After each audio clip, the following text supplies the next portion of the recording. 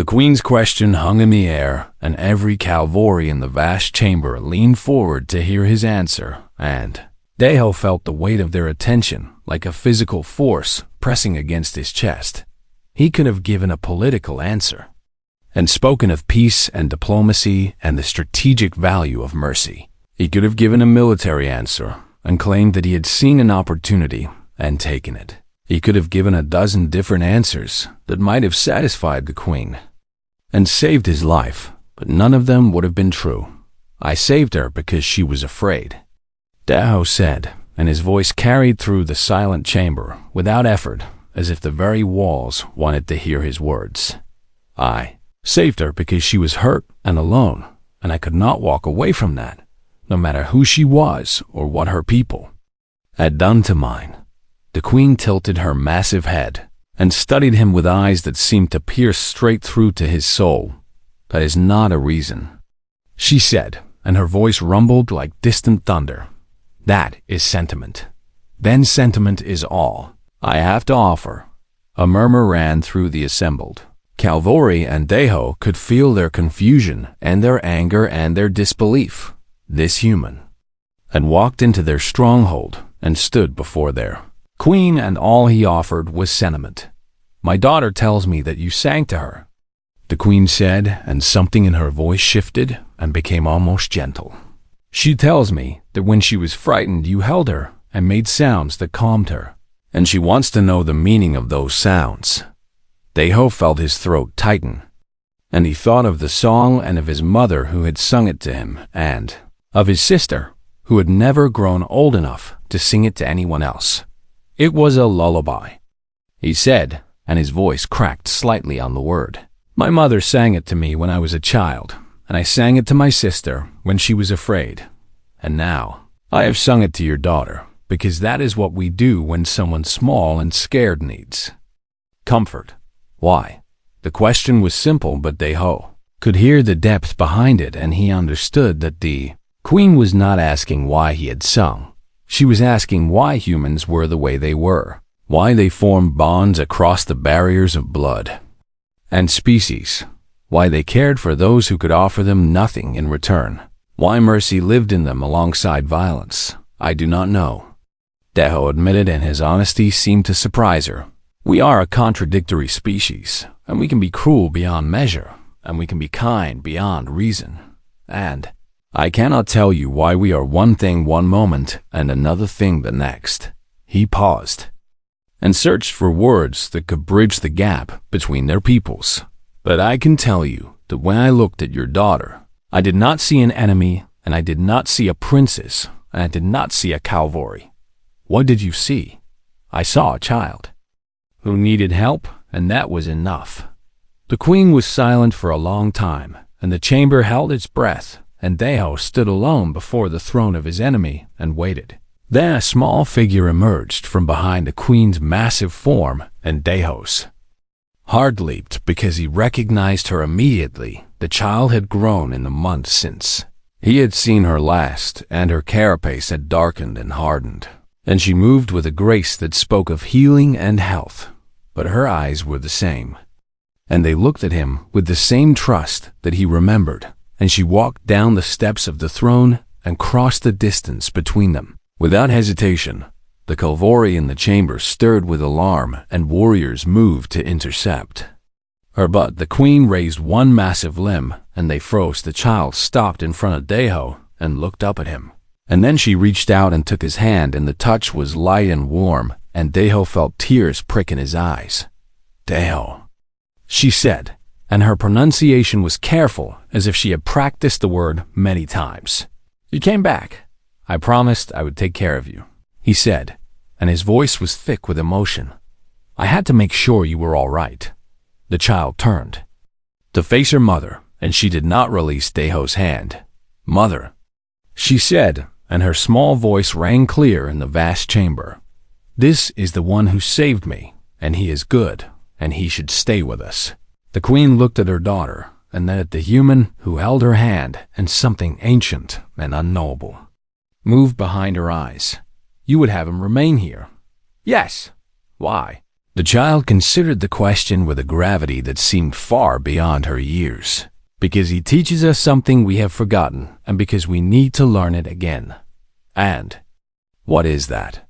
That kindness is not weakness, and that mercy is not surrender, and that sometimes the bravest thing is not to fight but to heal. The chamber was utterly silent, and Deho felt the weight of history pressing down upon this moment. And he understood that whatever happened next would echo through generations. The queen rose from her throne, and she was vast and terrible and magnificent, and she descended the steps with a grace that belied her size, and she stopped before Deho, and looked down at him with eyes that had seen 4 centuries of war.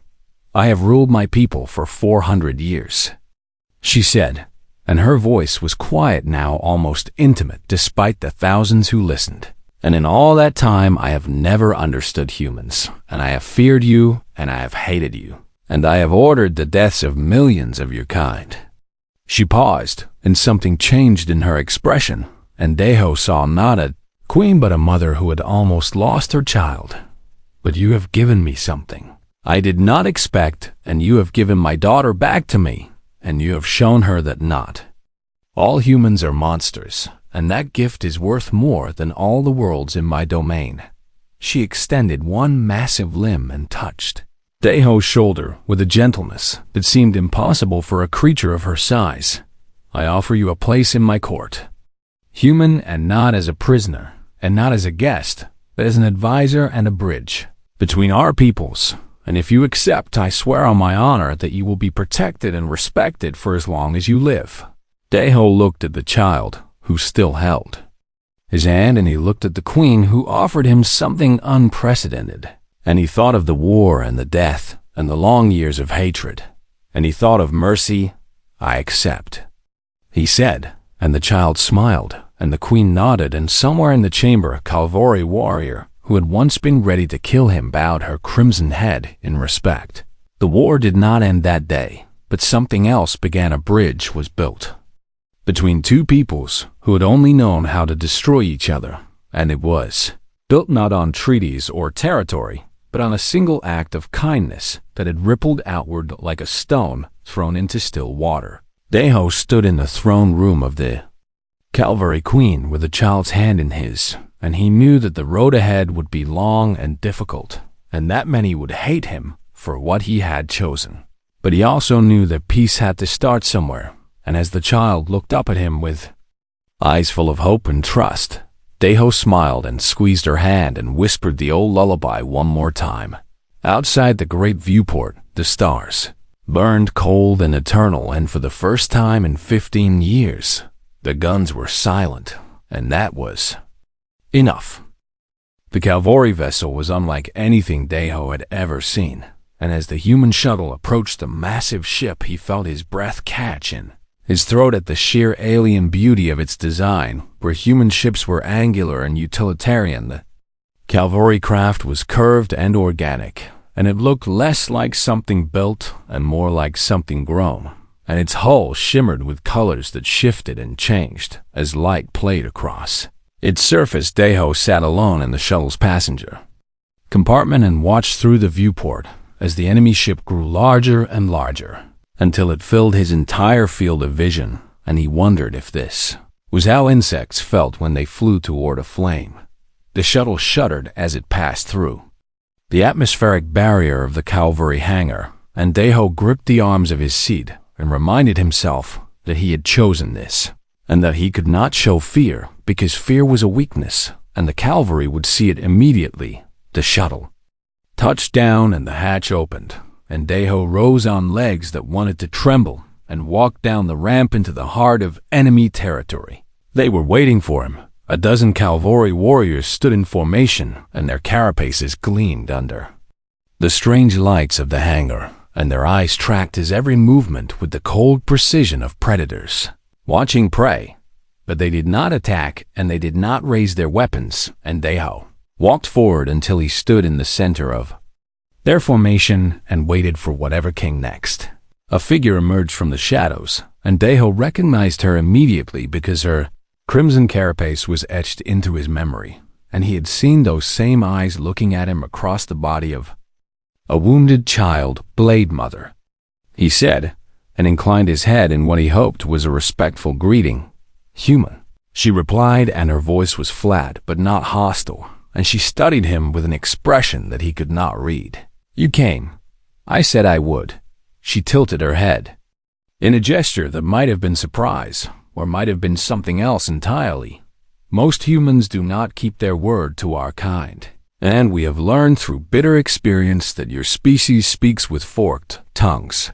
I am not most humans. No. She agreed, and something shifted in her eyes, and Deho thought it might have been respect, though he could not be certain. "You are not."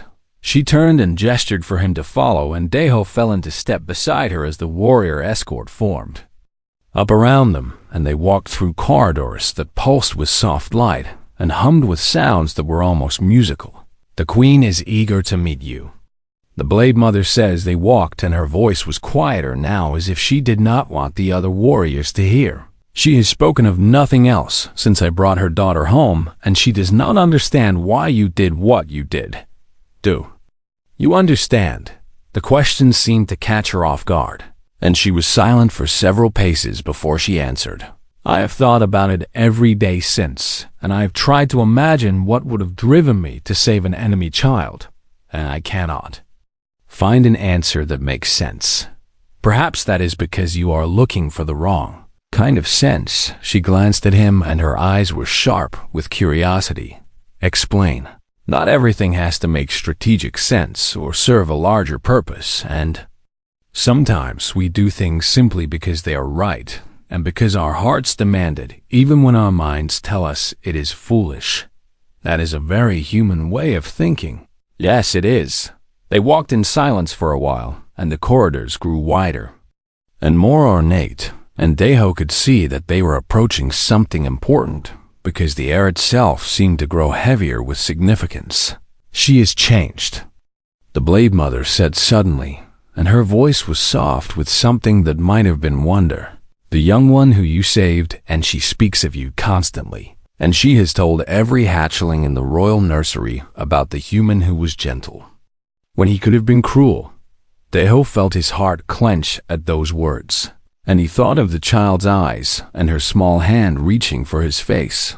"Is she well?" "She is well, and her injuries have healed, and she grows stronger every day, but something in her has shifted, and she no longer fears humans the way our people have always feared them. Is that not a good thing?" The Blade Mother stopped walking and turned to face him, and her expression was troubled.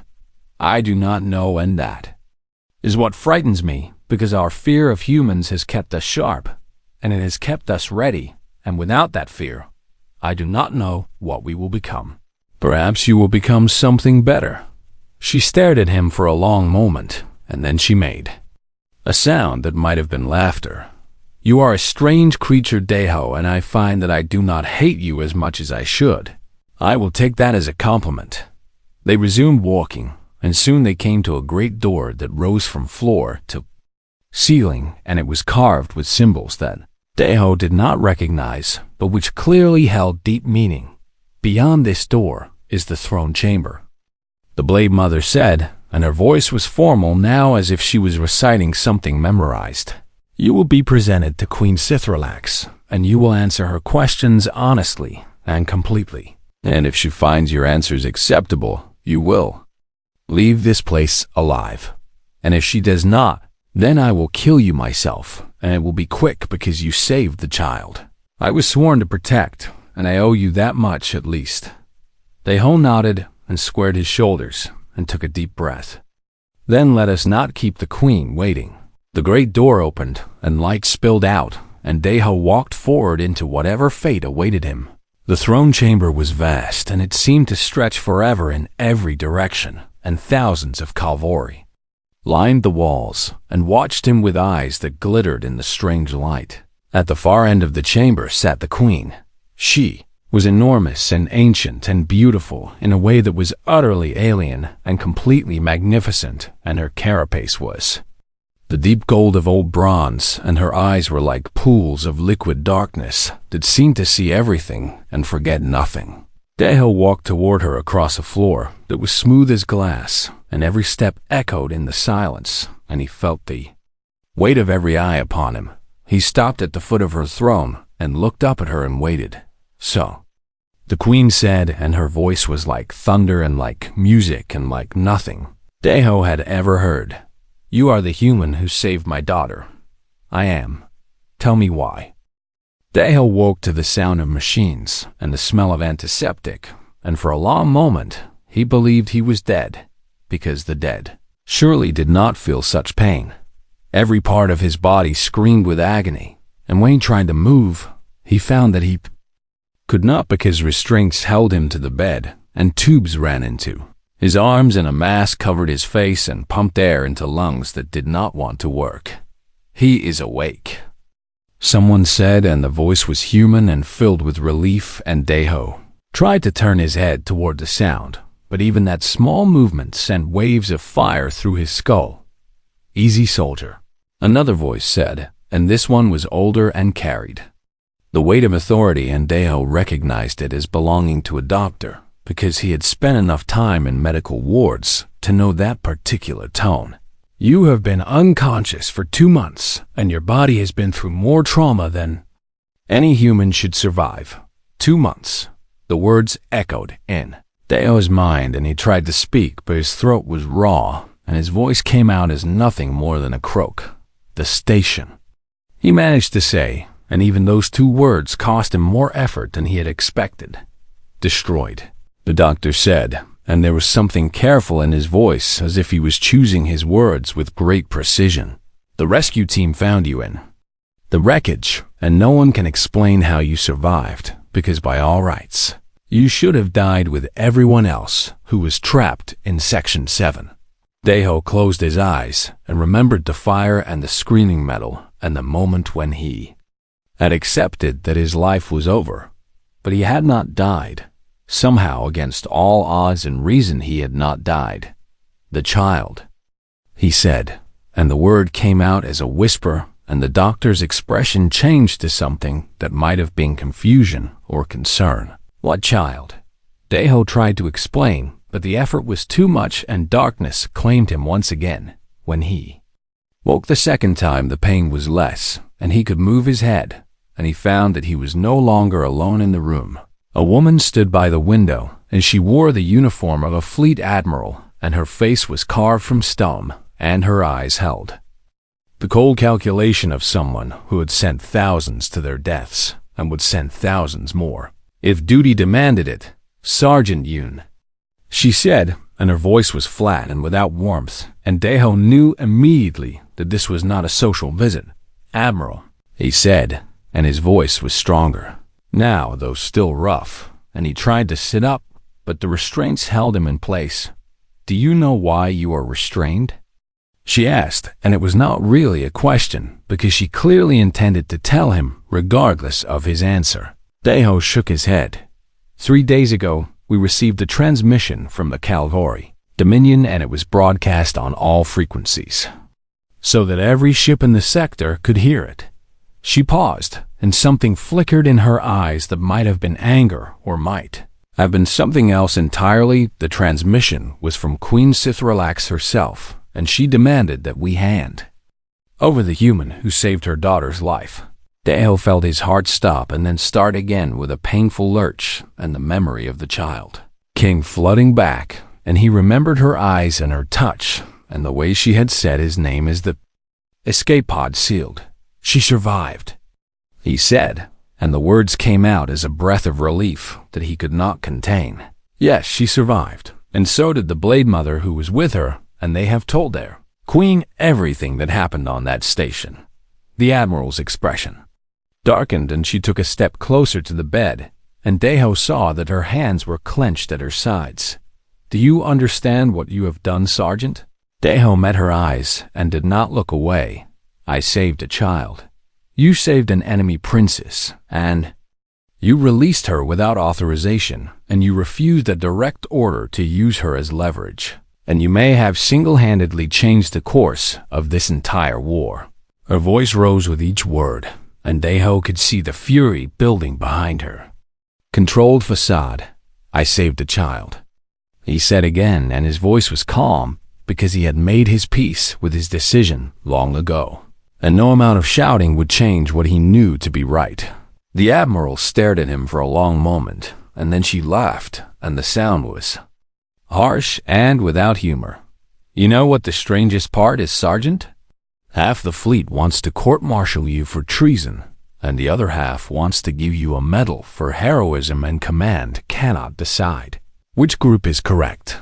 She turned and walked back to the window and looked out at whatever view lay beyond. The cavalry have not attacked a single human ship since that transmission, and for the first time in 15 years, they are willing to come to the negotiating table. And do you know why? Deho did not answer, because he sensed that she would tell him regardless. Because of you, and because of a single act of mercy that their entire civilization cannot comprehend. And they want to understand why you did it, and more. Then that their queen wants to meet the human who saved her daughter. She turned back to face him, and her expression had changed from anger to something more complex that Deho could not quite read. "Command wants to hide you and tell the cavalry that you died in the station's destruction, and use this opportunity to negotiate from a position of strength without giving them what they want." "And what do you want, Admiral?"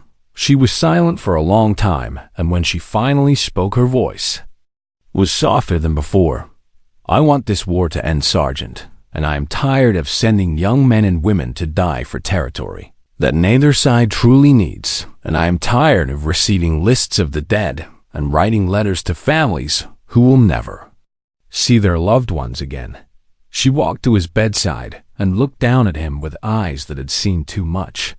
"The cavalry are not asking for a hostage, and they are not asking for a prisoner, and they are asking for a meeting, and they have offered safe passage, and they have sworn on their queen's honor that you will not be harmed. You want me to go? I want you to choose, and because whatever you did on that station has changed something, and I believe it should be your decision whether to see it through." Deho thought about the child, and her 4 eyes filled with fear that had slowly turned to trust.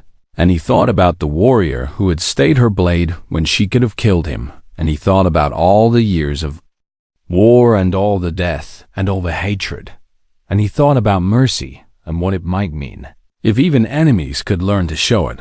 "I will go," he said, and the Admiral nodded as if she had expected nothing less. "Then may whatever gods you believe in watch over you, Sergeant, because you are about to walk into the heart of the enemy, and no human has ever done that and lived to tell of it." She turned and walked to the door and paused with her hand on the frame. "For what it is worth, I hope you prove them all wrong, and I hope you come back, and I hope that what you started on that station becomes something that none of us could have imagined." Then she was gone, and Deho was alone with his thoughts and his pain, and the strange hope that had begun to bloom in his chest like a flower pushing through concrete. He was going to meet a queen, and he had no idea what would happen next. The cutting torches screamed against the bulkhead, and Deho watched the metal begin to glow orange and then red and then white as whoever waited on the other side carved their way through with desperate speed. The child in his arms whimpered and pressed closer to him, and Deho shifted his weight to shield her with his body, because whatever happened next, he would not let her be the first to face it. "It is going to be all right," he whispered, and he did not know if she understood his words, but she seemed to understand his tone because her trembling eased just slightly, and she looked up at him with those 4 strange eyes that held so much fear and so much trust. Deho marveled at that trust because it should not exist. He was human and she was. Calvori and their peoples had been killing each other for 15 years, and yet this small child had chosen to believe that he meant her no harm. Perhaps the young were wiser than the old. Perhaps they had not yet learned to hate. The bulkhead groaned, and a section of it fell inward with a crash that echoed through the chamber, and Deho tensed and raised his sidearm with his free hand and waited. The figure that stepped through the breach was not human. She was Calvori, and she was tall, and her carapace was the deep crimson of the warrior caste, and she carried a blade that hummed with energy, and her eyes burned with a fury that Deho had seen many times on many battlefields. But behind that fury, he saw something else. He saw fear. Not fear of him, but fear for the child he held. And in that moment, Deho understood that this warrior had come not to kill, but to rescue, and she was as afraid of losing her charge as he was of failing to protect her blade mother. The child said in a voice that was small and weak, but filled with recognition, and the warrior froze at the sound, and her eyes moved from Deho to the child and back again. Deho lowered his weapon slowly and kept his movements careful and deliberate. And he saw the warrior's grip tighten on her blade, as if she expected a trick. "I am not going to hurt her," Deho said, and he spoke clearly and without fear, because fear would only make this situation worse, and he needed this warrior to understand that he was not a threat. The cavalry warrior said something in her own language, and the sounds were harsh and clicking, and Deho did not understand them, but the child did, and she answered in the same tongue, and the warrior's expression shifted from fury to confusion. "She says you helped her," the warrior said, and her voice was thick with an accent that made the human words sound strange. But Deho understood them well enough, and he nodded. "I did." "Why?" The question hung in the air between them, and Deho searched for an answer that would make sense to an alien mind, and he found that the only truth he had was a simple one. "Because she was hurt, and I am a healer, and that is what healers do."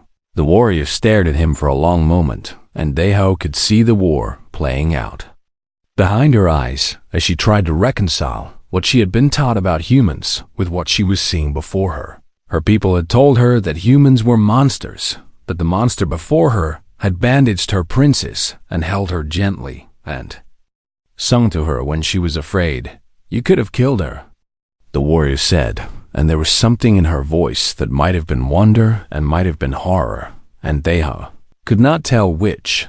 "Yes, you could have used her as a hostage and forced our fleet to withdraw." "Yes, why did you not?" Deho looked down at the child in his arms, and she looked back up at him, and he saw in her eyes the same question that the warrior had asked. "Why, I had a sister once," he said, and the words came slowly because he had not spoken of this in many years, and the memory still cut like a blade through his heart. "She was young, and she was innocent, and when the war came to our world, she was too small to run, and too weak to fight, and I could not save her." He paused and felt the old grief rise within him, and he did not try to push it down because grief was the price of love, and he had loved his sister more than life itself. "I could not save her, but I can save this one, and I will not let another child die because adults decided that hate was more important than mercy." The warrior was silent for a long time, and Deho waited because there was nothing else he could do, and his fate rested in her hands. Now then the station shuddered, and alarms began to wail, and a voice spoke through the damaged speakers in a language Deho did not understand, that the warrior clearly did because her expression changed to one of alarm. "The reactor," she said, and her voice was tight with urgency, and she turned toward the breach she had cut through the bulkhead, and then turned back to Deho with eyes that held a decision he could not read. "Come with me," she said, and Deho did not hesitate. Because staying meant death and following meant a chance at life, even if that life would be lived as a prisoner of the enemy. He rose with the child still in his arms and followed the warrior through corridors that shook and groaned around them. And twice they had to stop as sections of the ceiling collapsed, and once they had to climb over bodies that Deho did not look at too closely. The warrior led him to a small bay where an escape pod waited, and she opened the hatch and turned to him with an expression he could not read. "Give her to me," she said, and Deho handed the child over carefully, and the warrior took her with arms that were gentle despite their strength, and she looked at Deho one last time. The pod holds only two. Deho understood. He looked at the child and she looked back at him, and she reached out with her small hand and touched his face with a gesture that was unmistakably farewell, and Deho felt his heart break and mend itself in the same moment. "Take care of her," he said, and the warrior nodded and stepped into the pod, and the hatch began to close. "Wait," the child said, and her voice was stronger now, and she struggled in the warrior's arms and reached toward Deho through the narrowing gap. "What is your name?" Deho smiled, and it was the first real smile he had worn in years. "Deho," he said, and the hatch sealed, and he slammed his hand against the launch control, and the pod shot away into the darkness of space. He watched it go through the viewport, and he saw it clear the station, and he saw it accelerate toward the waiting cavalry fleet, and he knew that the child would be safe. That was enough. The station screamed around him, and the floor buckled beneath his feet, and Deho closed his eyes and thought of his sister, and thought of the child, and thought of the strange mercy that had led him to this moment. Then the world became fire, and he knew nothing more. "Queen wants him now." The explosion ripped through Vayner Station like a beast tearing through flesh, and Sergeant Yoon. Deho felt the floor vanish beneath his boots as the shock wave threw him against the corridor wall. He tasted blood in his mouth and heard the screaming of metal as the station groaned around him, and somewhere in the chaos, he could hear his squad calling out names, but the ringing in his ears swallowed their voices whole. "Medic down." He coughed into his communicator, but static answered him, and he knew then that he was alone. The cavalry had come without warning, and their ships had appeared from the dark spaces between stars like ghosts rising from graves, and within minutes, the border station had become a war zone. Deho pushed himself up from the debris and checked his rifle and found it broken, beyond use, so he drew his sidearm instead and began to move through the shattered corridor with the careful steps of a man who had seen too many ambushes to trust silence. He was 34 years old, and he had been a combat medic for 12 of those years, and in that time he had learned one truth above all others. War did not care about mercy, and it did not reward kindness, and yet he could not stop himself from offering both. That weakness had cost him promotions, and it had earned him reprimands, and once it had nearly cost him his life, when he had stopped to treat a wounded enemy soldier, and her companions had nearly killed him for his trouble.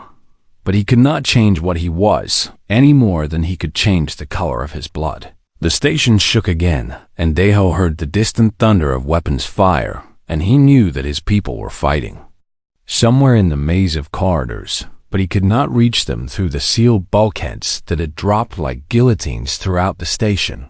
He was trapped in Section 7, and according to his helmet display, the atmosphere was stable. But the power was failing, and soon the emergency lights would die and leave him in darkness. He needed to find a way out. Deho moved through a doorway that hung half open on broken hinges and found himself in what had once been a medical storage bay, and the shelves had toppled, and supplies lay scattered across the floor, like offerings to some god of destruction. He began to gather what he could, because a medic without supplies was just another body waiting to fall. Then he heard it, a sound that did not belong to the groaning station or the distant battle. A sound that was small and frightened and alive. Deho froze and listened, and the sound came again from behind a collapsed shelving unit, and it was a whimper, and it was weak, and it was not human. He knew he should leave, because whatever made that sound was likely cavalry, and the cavalry were the enemy, and they had killed his friends, and they had destroyed his home colony when he was young, and they had taken his sister from him in a raid that still haunted his dreams. He knew he should leave, but his feet carried him forward anyway. He pushed aside the debris with careful hands, and what he found made him stop breathing for a moment that stretched into eternity. It was a child, a cavalry child. She was small, and her carapace was soft and pale in the way of the very young, and her 4 eyes were wide with terror and pain, and one of her limbs was bent at an angle that spoke of broken bones Deho had seen many cavalry in his years of service, but always they had been warriors with hard Shells and sharp blades and cold eyes that held nothing but hatred for his kind. He had never seen one so small. He had never seen one so afraid. The child tried to crawl away from him, but her injured limb betrayed her, and she collapsed with a cry that needed no translation, and Deho felt something twist in his chest that he had not felt since the day he had held his dying sister in his arms. "Easy," he said, and his voice was soft and low as if he were speaking to a frightened animal, and perhaps he was because fear was fear, regardless of species, and pain was pain regardless of the shape of the body that carried it. The child stared at him with all four of her eyes, and Deho could see the reflection of his own face in those dark orbs, and he wondered what she saw when she looked at him. A monster, perhaps. That was what the Calvori called humans after all. They called his people the Chaos Bringers and the Death Walkers, and they taught their young that humans were savage beasts who killed without reason and destroyed without purpose. But Deho was not here to kill. He was here to heal. He knelt slowly and kept his hands visible, and he reached into his kit and pulled out the supplies he had gathered, and he began to work. The child flinched when he touched her, but she did not strike at him, and she did not scream, and Deho took that as permission to continue her biology. It was alien, but bones were bones, and blood was blood, and the principles of medicine held true across the stars, and Deho had studied Calvori anatomy during his training, because a medic who could only treat his own kind was only half a medic. He set the broken limb with gentle hands, and the child made a sound that might have been a sob, and Deho found himself humming a song that his mother had sung to him when he was young and afraid. The melody was simple, and it had no words that mattered, but it seemed to calm the child, and her trembling eased and her breathing steadied, and when Deho finished binding her wound, she was watching him with something other than fear in her eyes. Curiosity, perhaps, or wonder. Deho sat back and looked at her, and he realized with a start that he recognized the markings on her soft carapace, and he knew what they meant, and the knowledge sent ice through his veins. This was no ordinary Calvary child. This was a queen larva, the daughter of one of the great hive mothers who ruled the Calvori Dominion, and she was worth more than 100 stations, and her capture would be a prize beyond measure, and her death would be a wound that the Calvary would never forgive. Deho understood then why the attack had come without warning, and why the Calvary had struck with such desperate force. They were not here to capture the station. They were here to rescue their princess, and somehow in the chaos of battle she had become separated from her guards, and now she lay wounded and afraid in the arms of her enemy, and Deho held the fate of empires in his hands.